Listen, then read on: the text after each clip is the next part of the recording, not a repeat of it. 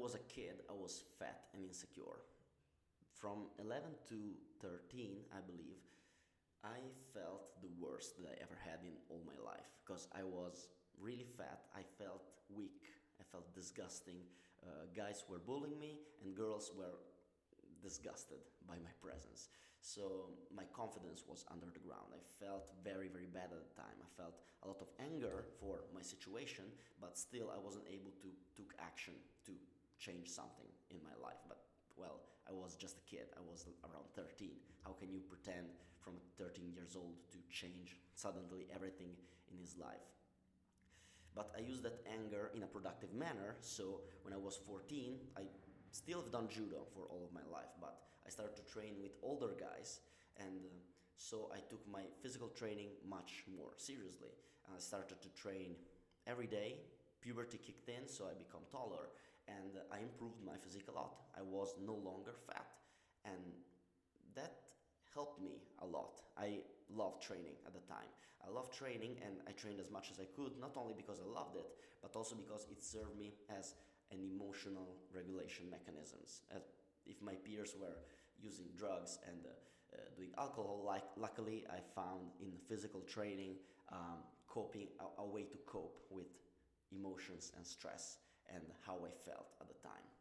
So I lost weight, I improved my physique, I improved my athletic capabilities, but I still felt weak somehow. Around people, I still felt unconfident. I felt like a weirdo with along with my peers. So when I was 18, around 18, I started to understand that only improving my physique and my body will not give me the confidence and the strength that I wanted. So at 18, I started to read. I decided to start reading again. I read a lot when I was a kid, especially fiction. I started to read a lot of non-fiction around various themes. Okay, I started to learn a lot about psychology, neurology, anthropology, whatever the fuck I had close to me. I started to read in it, and so I started to enjoy reading and learning more and more. And I started to become smarter with my words. I started to become more articulate, and my ability to convey what I was trying to say in my mind improved significantly. Also, I decided to join a university that would give me a good paying job, something that would give me also status, which is physical therapy. I would have liked to done medicine, but at the time I was scared of dedicating myself 10 years to something. Today I'm much more confident that I would have been able to do medicine, but who cares? It's already gone. So I've done physical therapy. I get into physical therapy because it was very difficult to enter, but I did it anyway, and I did something hard. I was very proud of myself, but somehow, even though I was able to do that, I still felt weak. I thought that becoming smart and articulate with my words would help me to become finally strong and confident. I thought that, oh, if I will have a good, decent body, finally I would feel like I'm the man, okay? And I'm not going to lie to you, it helped me, but I still felt weak. I still felt weak, and the reason why I felt weak anyway is because I was still unable to take risks. I was still unable to expose myself to difficult situations. I was unable to put myself into emotionally uncomfortable situations. I lacked the courage. I like I lacked the courage to expose myself to failure, to expose myself to another person. I wasn't able to expose my feelings to another person. I was afraid of being rejected. I was afraid of a lot of stuff. I was constantly afraid. I was inauthentic in a certain sense because I wasn't choosing stuff that I wanted to do. I was choosing stuff that in my mind would make me stronger. Then one day I've decided to have the difficult conversations that I needed to have with people in my life, and I decided to dedicate my time and energy to what I truly believed was important to me. Okay, I won't do the whole story, but basically one day I've decided, okay, fuck, this is what I want to do, this is what I'm going to do. I don't care what other people will say about it. And I realized that this is when I finally felt truly alive. This is when I felt truly strong. And thinking about it retrospectively, I understood that my life was meaningful. I felt my life as meaningful the moment when I seen a resistance and I've overcome it. A resistance in my body, in the way that I look, a resistance in my fitness journey or in my judo journey when I had a difficult trial, a difficult resistance, okay, maybe it's a competition, I was able to overcome it, I was able to win, I felt truly alive. When when I saw a problem in my university, in my job, and I was able to overcome it, I was able to win this challenge, I felt better. I felt like I'm able to overcome much more that I can. I'm able to be much more than I am right now. And when I felt an internal resistance, when I felt like I was scared of doing something, and I still talk to that person, I still tried to share that project of mine. Even though I felt this internal resistance, I felt better. And what I've understood is that when I found a resistance in my life and I was able to push and overcome it, this is what I truly value. And this is why I believe strength is the ultimate value to live a full life. I define strength not as the only ability to pick a heavy object up and down. I define strength as the ability to overcome a resistance. And there are different kind of strengths and there are different kind of resistances. For example, I believe that there are three kind of resistances and strength that you can exert as well. There is physical resistances. By physical resistances, I mean the concrete physical challenge that you face. Fitness, basically. The more fit you are, the more you're able to overcome physical resistances. Things like lifting a heavy object, hiking a mountain, swimming and wrestling another human being are all examples of physical struggle that you can experience. And the struggle is necessary. If you think about training, physical training, you cannot become bigger, you cannot become stronger, you cannot become fitter if you're not struggling in your training, okay? You should progressively challenge yourself more in order to progress into your training. There's the concept of progressive overload in bodybuilding, for example. And by training your body, you're able to withstand much more. And it works the same with your mind, works the same with your spirit. In fact, with physical resistance, there is also intellectual resistance. By intellectual resistance, I mean problems. The problems that you're facing in your life, like how can I pay rent this month, okay? How can I fix the tubes that is broken into my bathroom? These are intellectual problems. These are intellectual challenges, okay? And once you're able to increase your competence, your ability to solve problems in your environment, you start to become able to solve much bigger and bigger problems, okay? This also, of course, I'm not saying that you should fix everything that you have around you. It's impossible to have all the knowledge and the skill in the world to solve every problem that you have around you, but you can decide a context, a domain in which you can acquire expertise in and try to solve problems in that specific domain. This is how you gain competence. Winning intellectual resistances improve your competence, what I call intellectual strength. It improves your ability to overcome problems in the world. And by the way, improving your competence also improve your ability to gain an income. The more problems you can solve, the more difficult the problems you can solve, the more you can get paid. So these are problems that don't require a high VO2 max or a high 1 rep max of deadlift, but it requires IQ, creative problem solving, the ability to think, in a clear way.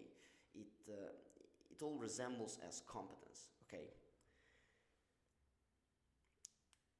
So, for developing intellectual strength, you need to knowledge, you need to learn a lot, reading a lot of books, looking at other people, asking to other people for advice, guidance, mentorships. This is how you gain intellectual strength. And these are the two domains that I developed since I was 18. What I've discovered lately in life, I'm pretty young, okay, I'm 24, but what I've discovered lately is that these things are meaningless if you're not able to be spiritually strong. By I said there are three domains. One is physical strength, intellectual strength, and spiritual strength. Physical strength is about winning resistances in the outside world with your body. So being able to lift a weight, being able to run a certain amount of miles with your body, okay, being able to use your body in a proficient way. Intellectual strength is about being able to solve problems with your brain, problems that lie outside of yourself. Spiritual strength is about overcoming resistances that comes from the inside. What do I mean by that? Problems like lack of meaning. When you perceive there is no real meaning in your life, this is a problem that arises not in the outside world, it arises in your own brain. You need to be able to solve and address it, otherwise it will consume you. Things like imposter syndrome, inauthenticity, not having the courage of living a life aligned with your own values. This is what lack of spiritual strength is. Spiritual strength is developed by identifying an internal resistance and overcome it. For example, let's say that your dream is to become a singer, but your parents want you to become a lawyer or whatever the fuck you want. And you not having you might be a very good lawyer, you could be a very fit lawyer, you could be a very chad looking lawyer who is gaining a lot of money, who is gaining a lot of bitches, who's gaining a lot of status and recognition, but you don't have the spiritual strength to say no to all of this external approval and pursue what is truly meaningful to you. You are going to live a miserable life. You are going to live a miserable life if you're not willing to win this internal resistance and have the courage to do what is truly aligned with your own values. And it's fucking hard, trust me. I know that it's fucking hard, but it's necessary. This is why I named this video Strength is Necessary to Live a Fully Life. Strength is necessary because if you don't have the ability to overcome resistances, whether they are your physical body, if you're not able to move properly, if you're not able to pick yourself up, having the energy necessary to accomplish your goals, you are not going to be able to live fully. If you are not competent, if you're not good at anything, you are not going to go anywhere. If you don't have the character, the spiritual strength of pursuing what is truly important to you, you're going to live an inauthentic life. You're not going to live fully because you will not have the ability to overcome this internal resistance that is holding you back. This is a concept similar to what Nietzsche said about living dangerously. Live in a dangerous way. Do things that makes you scared. This is what I mean by improving your spiritual strength. Is about having fear about doing something, but do it anyway. And by fear, I don't mean jump from a cliff or go swimming with the sharks, okay? It is not the kind of fear that I'm talking about. The fear that I'm talking about is telling your parents that you're not going to go at university, for example, because you don't fucking care about going to university. Spiritual strength is about going to someone that you have strong feelings for and exposing yourself.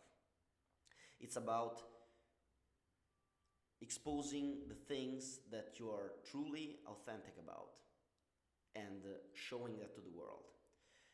One thing that I was really scared to do was to share my channel with other people that I know. And I can tell you, Alle, if you're watching this video, you know what I'm talking about.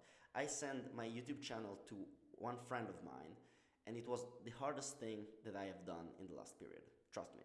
It was very, very scary for me to share something that is really authentic for me. Something that is I'm exposing myself here, you know. I'm really exposing some thoughts that I created on my own, and it's really hard to expose that with another person that I know. And it was very scary for me. This is what I'm talking about, what I mean when I'm talking about spiritual strength. This is spiritual strength, overcoming an internal resistance. It's not some woo-woo stuff, okay? It is very practical. Something that you're scared to do, but you're doing it anyway.